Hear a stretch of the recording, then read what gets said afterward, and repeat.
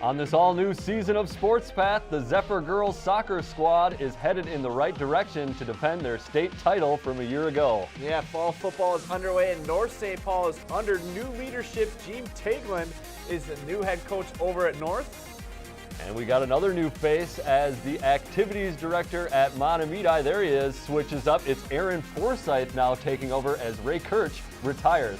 We'll have all that and more as we take you down the Sports Path.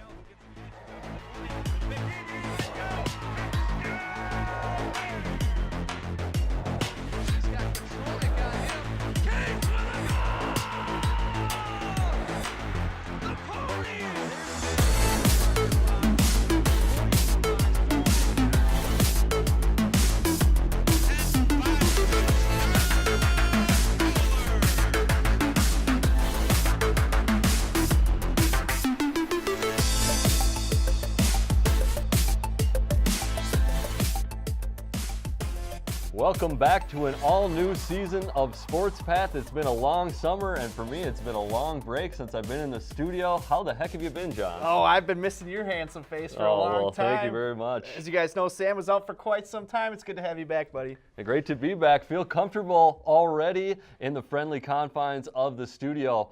But we got some other new faces around your Fab Four schools that we should talk about, and we will sit down with a few of them in interviews during this episode. So don't go anywhere. We've got an action-packed show as always, and I think we should get right into it. Fall sports have started, and I think we're going to start with football. Right, yeah, Tim? Let's get to a game I broadcasted last Thursday to open up the football season. It was Mahtomedi versus Simley, the Zephyrs versus the Spartans. Simley will start and they'll roll out. They'll force a pass downfield, and number 7, Ryan Smith, picks this one off, and he gets pushed down at around the 49-yard line. And Smith will continue his dominance down the field as he comes up with a fantastic grab. One-handed touchdown, falling down in the end zone. He gets Mahtomedi the lead. The score is now 6-0. Extra point would be blocked. Now Simley hits a bomb in the second quarter. This one to Devin Richards, he sneaks behind the defense, and he will not be stopped. He'll get on into the end zone. This one's all tied up at 6 as they would miss the extra point attempt. And Mahtomedi takes the lead once again. This time basketball star Javon Hadley uses those big basketball ups, and he gets the ball over the defender. Gives Mahtomedi the lead 12-6. So Mahtomedi will go for 2. They go in the same direction. Play action pass. Trowbridge is wide open in the end zone. Mahtomedi up 14-6. Now Simley will try to get back into it, but once again, another interception. This one goes to Eric Bjork. He'll take the ball down to around the 2-yard line. Unfortunately, there will be a penalty when he was returning the ball, so that'll set Mahtomedi back. And then after a few more penalties, Mahtomedi goes back to the corner as they're backed up near the 20-yard line. They'll throw the ball deeper to the 30-yard line. This one to Hadley. He gets his second touchdown of the game. Extra point will be good. It's 21-6 after the extra point. Makes it through the uprights. Now Simley hits another bomb. This one to Frederick. Outstanding catch right here. Gets pushed down at about the 6-yard line. And Simley would eventually get some points here as Sam Montague has an easy reception for a touchdown as he splits the zone. It's 21-13, Mahtomedi. Simley is getting back into this one. Mahtomedi ball now. Dean Trowbridge. This was on 4th and 22. Sneaks past down the middle. He catches this one, diving catch. And this one set up a Mahtomedi touchdown. Tyler Tangwall finishes it off in the end zone. Defender falls down. Tangwall. Nice catch. This gives Mahtomedi a 28-13 lead. And now we'll see if Simley can get back into it. Once again, Rogers will throw another interception. Whoop, this one's tipped. Smith is there once again. That would pretty much finish it. Mahtomedi takes the win, 28-13. After all said and done, Smith had an interception at the very beginning and at the very end of the game. Mix in that one receiving touchdown. He had a fantastic game. He was my player of the game, and we interviewed him right after this. Feels great. Props to Simley. They're a good team. Had some fast receivers. Feels good. We're gonna have fun tonight. Yeah, we just repped a bunch of their plays. We knew what kind of routes they ran, and just landed where it should. Yeah, definitely same place, hopefully farther. We're looking to get this state, get to the bank. All right, so after that solid victory for Mahtomedi over Simley, they currently sit atop the conference along with our other Fab Four school, Tartan. Now, Tartan busted out of the gates with an absolute butt-whooping of South St. Paul. And South St. Paul is usually a pretty darn good team, but things might have changed.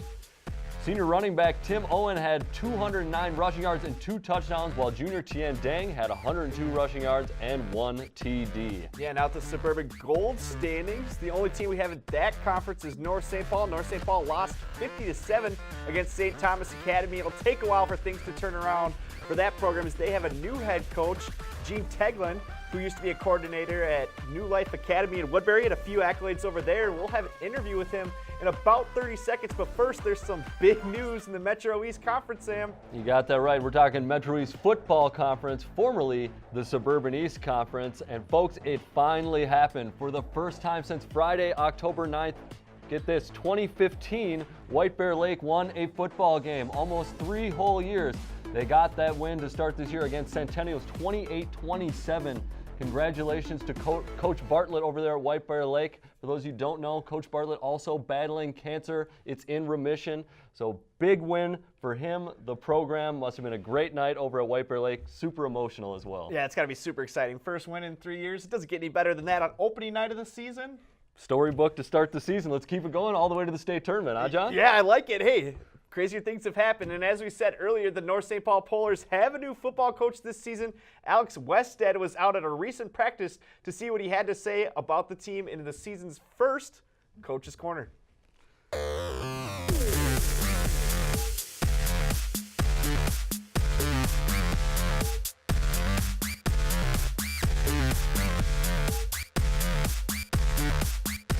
Welcome back to the first edition of Coach's Corner here for the 2018-19 school year. Of course, because we do have some new coaches in the district and it is football season, we're going to start our edition of Coach's Corner this year with new North St. Paul football coach, Teigland. Gene, thanks for joining us. Yeah, thanks for having me. Well, the first question we'll start with, we ask all our coaches this: how'd you get your start in football? Well, I mean, I played in high school, loved it there, and then went to play college football at Bethel, loved it more there.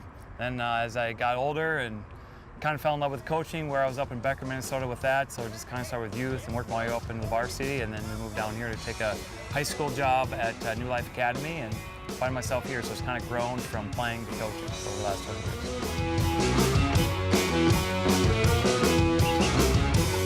So speaking of your transition here to North St. Paul, what was it about this Polar program that brought you into it? You know, when I went through the interview process, I was really impressed with the interview process. I felt like they asked the right questions, and you could tell that they were really hungry for kind of a positive change, and it just kind of matched what they were looking for and what I was looking for, so that kind of really drew me to it. You know, I watched film, of prior years past. I could tell the guys like to hit, which is important for playing football, so it seemed to be a really good fit on both sides.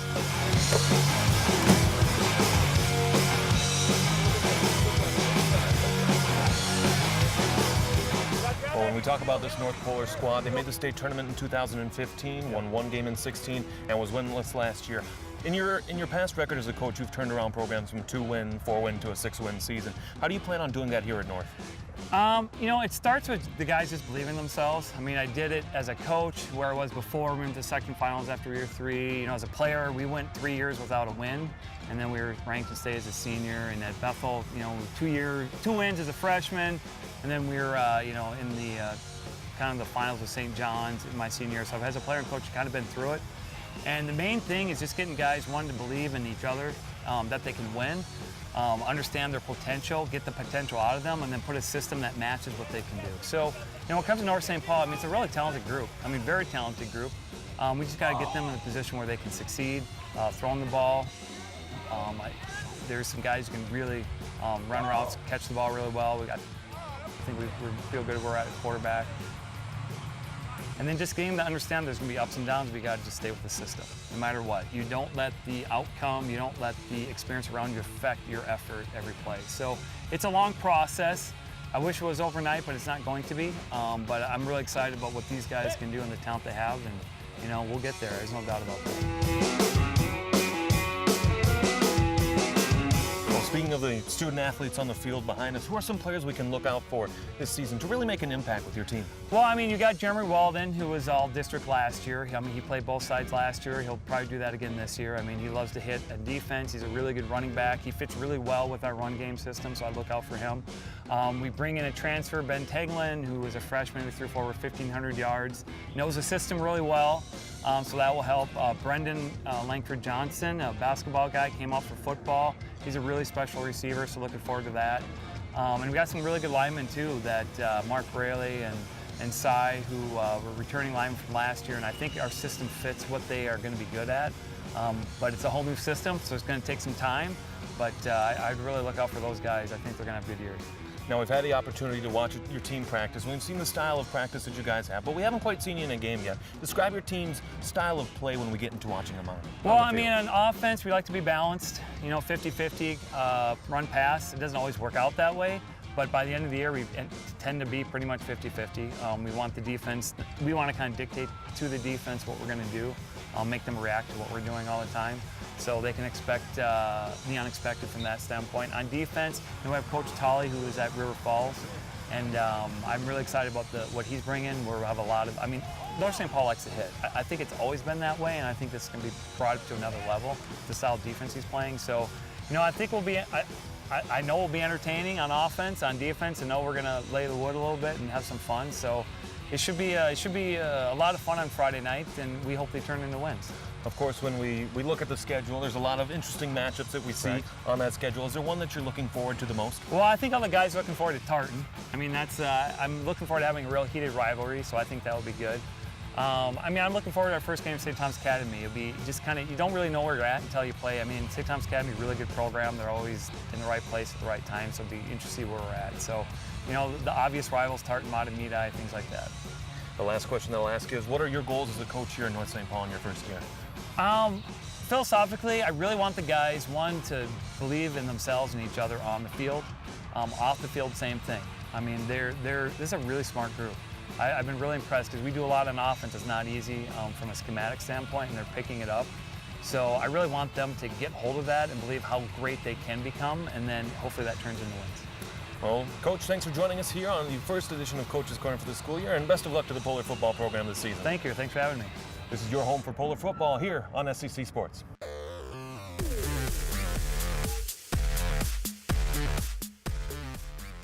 It will be a tough season for the Polars, but we will be out to broadcast their next game against Tartan on September 14th. Actually, 2 games from now, so check for it live right here on SEC Sports. Exciting times over at North St. Paul. Well, after all that American football talk, now it's time to move on to some more football, European kind, footy. We'll go to the pitch. We've got highlights from when White Bear Lake took on Mahtomedi in girls soccer. This is back on August the 28th. Both teams 2-0. Perfect coming into this one. And as we mentioned earlier in the broadcast, Mahtomedi defending that Class A state title. White Bear, of course, in 2A. How about that shot right there? Anna Wagner from the far side. Not sure if it was a shot or a pass across, but if it was a shot, well placed to give Mahtomedi that 1-0 lead. Now a little bit later on, we got a free kick from around that same spot. Sydney Panic is going to head the ball in after the cross for the 2-0 lead. No stopping that if you're the goalie. Well-directed header, so 2-0 Mahtomedi up in the first half. Looking to give White Bear Lake their first loss of the season, and with no goals in the second half, they will do just that. And Mahtomedi wins it in early season action, 2-0. Yeah, so Mahtomedi off to a good start in defense of their Class A state title from last year. For those of you who don't remember, the Zephyrs girls pulled off a huge upset of the top dog Orono last year to bring home the title. The Zephyrs are 3-1. They actually lost to Stillwater 2-0 last night. Moving on to the Suburban East, as we mentioned or just saw, the Bears lost to Mahtomedi last Tuesday, but have looked pretty impressive in their 4 other games, picking up wins and scoring a lot of goals in the process. Might hear a little bit more about that later on in the program. Might be early on in the year, but both White Bear Lake, Mahtomedi looking like strong teams. Yeah, sorry. No, sorry, John. I was going to say Mahtomedi did pick up that loss, but Stillwater, a very strong 2A school, so no shame there. Yeah, Stillwater usually very good. And now in the boys soccer standings, Mahtomedi is off to a very good start to have a 3-0 record. Helio de la Torres leads the way for the Zepps.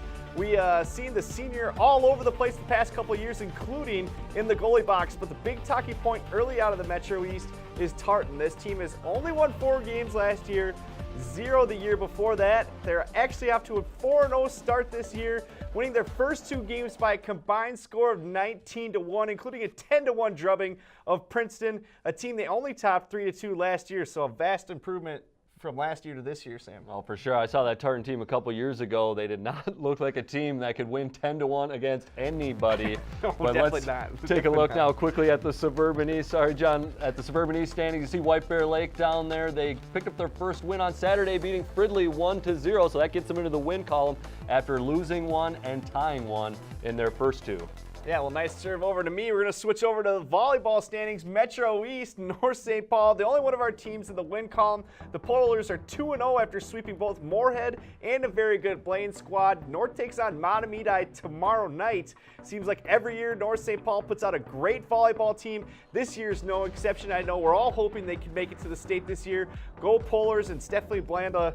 You know, she's looked very impressive, Sam, since she's took over the reins as North St. Paul coach. Yeah, new coach last year, but still keeping up the same tradition of winning over there at North St. Paul. Now to the Suburban East. Well, it's been a tough couple of years for Bears volleyball team. They're coming off a 9-win season, a year after only winning 7. But White Bear picked up their first win in their first 2 games this year, taking out St. Paul Central last Tuesday. Now, I wouldn't expect this team to challenge for a conference title necessarily, but I also wouldn't be surprised if they added more to that 9-win total from a year ago. Yeah, definitely think they can add more. But speaking of winners, the Mahtomedi Zephyrs have been finding a lot of success over the last couple of years across the board in a wide variety of sports, really, in boys and girls sports activities. Now, we normally get the activities director on the phone to chat with them about their schools, but this week, to find out a little bit more about the activities department over at Mahtomedi, our very own Alex Westad once again sat down with the new Mahtomedi activities director, Aaron Forsythe, to see how he plans to continue the success. Here's an all-new, brand-new edition of Hold the Phone. On the phone. Well, thank you very much, gentlemen. We're very delighted to be here, and it's not every day that we get a new athletic director coming in for an interview. We're here with Mr. Aaron Forsythe, the new athletic director for Mahtomedi High School Sports. Aaron, thank you for joining us here. Yeah, thank you for having me. What we'll do to start out with, we have a few quick rapid-fire questions for you, just to get to know you a little bit. First question we'll start out with is, if you could go anywhere in the summer, where would you go? Put me on a lake in Minnesota anywhere with friends and family, and I'm going to have fun. Let's talk about your favorite sport. That's a tough one. Depends where I'm at and who's playing. Me personally right now, my vice would be golf. I spend as much time on the course as I can in my free time and really enjoy it. We're right in the heart of fair territory here. Favorite state fair food? Oh, Sweet Martha's Cookies is a must, and I am always making sure I'm getting a pork chop on a stick when I'm there. Favorite sports memory as a player? As a player, that's a really tough one. NCAA tournament in college for hockey. Great memory. And how about as a coach? As a coach, Suburban East Conference title 2010 for boys hockey. And if there's one thing that you could go back and do again, what would that thing be? I would have played more sports in high school. So what we'll do now is we'll talk a little bit about your career and how you got to come here to join us in Mahtomedi. Take us through that path. How did you end up here? So going back from the start in my career, I started out at Forsythe, taught social studies there for 7 years, was the head boys hockey coach, coached JV girls golf, and coached in the weight room in the falls. Enjoyed my time there. Spent 4 years as an activities director, and this past summer took the job at Mahtomedi High School. It's been a great transition. The community's been very welcoming. We're excited to get our family involved in Mahtomedi schools and looking forward to the future there. So speaking of Mahtomedi schools, what was it that led you to make the decision to come aboard to Mahtomedi? It was about 12 years at Forsythe, and I really enjoyed my time there. Great community, good schools, and it was time for a change for me personally and for our family. I have two daughters, one 4 and one 7. My 7-year-old will be a first grader at Wildwood Elementary this year. And we're excited to be part of a community like Mahtomedi. I'm excited to serve our families and our student athletes there at Mahtomedi High School. And it really was a great fit for me professionally and also for our family moving forward. So we spoke a little bit about what your favorite career, your favorite career memory as a player was. Take us through a little bit more your time in Minnesota State Mankato and how you got through playing hockey professionally as well. I played, I also mentioned one of my biggest regrets wasn't playing more sports in high school, and I look back at it, and one of my biggest regrets is not playing football in high school. And I looked at that, as our student athletes, I think one of the biggest ways they can raise their ceiling athletically is making sure that they're playing more than just one sport. It just exposes them to so much more. And I think that's something, looking back on my athletic career, I really would have benefited from. I was fortunate, my senior year in high school, I played junior hockey with the old Twin Cities Vulcans before and after the high school season. Had a great experience there. And then went down to Minnesota State Mankato. I had 4 years there, 4 great years, long-lasting friendships, and enjoyed my time there. Met my wife down at Mankato. From there, I played 1 year in the East Coast Hockey League, which is, if you're not familiar with hockey, it's like the equivalent to AA baseball. So you're eating lots of pizza and Subway on long bus rides and traveling the country. So my first stint there was in Charleston, South Carolina, still my favorite city to this day. Was thankful to have the time there. And I still remember January 5th, 2005, I got called into the coach's general manager's office and said, I sat you down and said, Aaron, we've made a deal and we're sending you to Peoria, Illinois, which it couldn't have been more different than Charleston. I spent some time there in Peoria and then ended up getting traded again and finished off that season in San Diego. So for me as a 23-year-old with aspirations, dreams of playing in the NHL, you're playing AA hockey and you get traded twice and experience 3 cities, you read the writing on the wall. And I knew I wanted to connect with kids and get back into education. And instead of going back for another season, I thought, let's get my career started in education. And actually went back. I finished my 4 years at Mankato with a degree in social studies without the teaching license. It was just a way for me to get out of college with that degree in hand. And I went back and got my teaching license through the College of St. Scholastica. And 18 months later, I was coaching JV hockey at Forsythe and subbing in the district. And 2 years after I was done playing hockey, I was teaching U.S. history. And the timing worked out. I ended up being the head varsity coach at Forsythe. Spent 7 great years with that program, building great relationships with kids. Had some phenomenal teams, and really enjoyed my time there. So as you talk about that transition from being a player at a very high level to coming back and being a coach at the high school level, talk about that transition from being in the person who makes the impact on the ice to the person who's coaching those players to make that impact themselves. And I had just a wide range of experiences as a player, where there were teams where I was relied upon to eat up more minutes, for lack of a better word. And then there were teams where I struggled to earn my ice time, and I filled more of a role. And that helped me as a coach because I could connect with all of those kids with every role of the team, and really kind of getting back to the purpose of why we're doing it. I played hockey because I enjoyed the competition. I valued my time with my friends, and I had fun. And if you're not getting those things, maybe you should reevaluate why you're playing. But really making sure that our kids are getting those same experiences is what brought me back to coaching and ultimately to being activities director. So now that you are the activities director and you've been at Forsythe before, what's the first thing that you really look at helping to build the strength of here in Mahtomedi?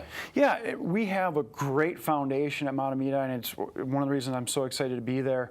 And really is helping our student athletes, our coaches, and our families get the best out of that high school experience.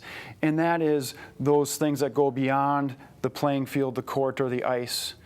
And how can we instill character development in our student athletes that they're going to take to a college campus down the road or into their careers after college, and really equipping them with those soft skills, those intangibles, learning the value of work ethic, teamwork, those things, how to win gracefully and how to lose gracefully, but take those lessons, learn from them, and be better next time, whether it's a winning experience or losing experience. We want to be better going forward. And those are some of the great things we get from high school athletics. As you've seen in the classroom as a teacher and as an activities director as well, what's your message to students concerning balancing athletics and activities and student workload as well? Yeah, that's a great question. The reality is it's different from when I was in high school 20 years ago. The pressure on ACT scores, on AP classes, kids are being spread thinner than they ever have before, and then you throw in the social media aspect, the cell phones. It's important that kids know that they can write their own stories. Think about your family and your goals, your aspirations, and put priorities on that, and learning how to advocate for yourself. So you're talking to your AP Chem teacher and including what your practice schedule is that week and what your concert schedule might be for the month. We have incredibly well-rounded kids in our schools, and we just, as adults, making sure that we're empowering them to take care of themselves, and they're going to leave Mahtomedi High School that much better for it, and they're going to be successful when they step on a college campus and ready to get in the workforce after college. We want to thank Mahtomedi Activities Director Aaron Forsythe for joining us for this interview here today. Thank you. Awesome. This is your home for Mahtomedi Athletics on SEC Sports.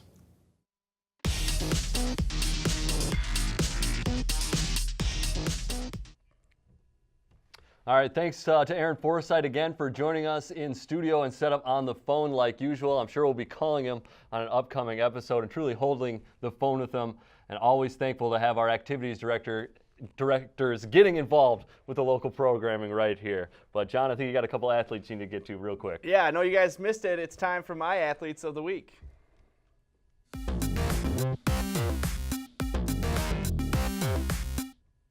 All right, for my male athlete of the week, I have to go with senior cornerback and wide receiver Ryan Smith, number 7 out of Mahtomedi. You saw that picked off pass on defense. Then he immediately switched to play offense and scored a touchdown pass. Super impressive. He had 2 picks to end the night, a few fantastic pass breakups as well. This young man had a day. We'll definitely be seeing more of him in the upcoming weeks as the football season continues on. And for my female athlete of the week, I have to go with White Bear Lake girls soccer player senior forward Claire Oldmark. She had 3 goals in a 5-1 victory over Eastview on August 25th. She currently leads the Bears in goals scored with 5 on the year. She also led the team last season as a junior with 20 goals, and I think she might be looking to beat that stat with 5 goals already in 5 games. So congratulations to you 2 players for a great start to the fall season, and that's it for my athletes of the week.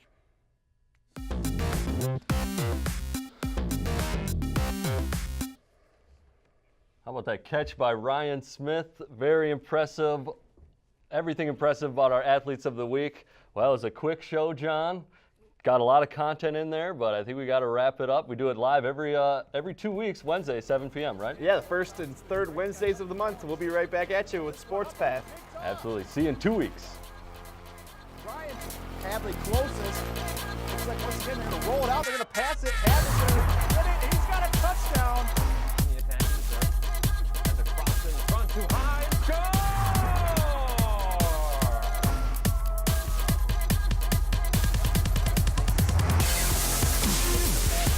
That's picked off. That's York. He could take this one back. That one's going to Hadley. He's got it. That's a touchdown. Mahtomedi. They're going to bob this one out. They got Teigland. He's got it. Picks up the pocket. Got a man. It's picked off. That's Smith once again. His second interception of the game.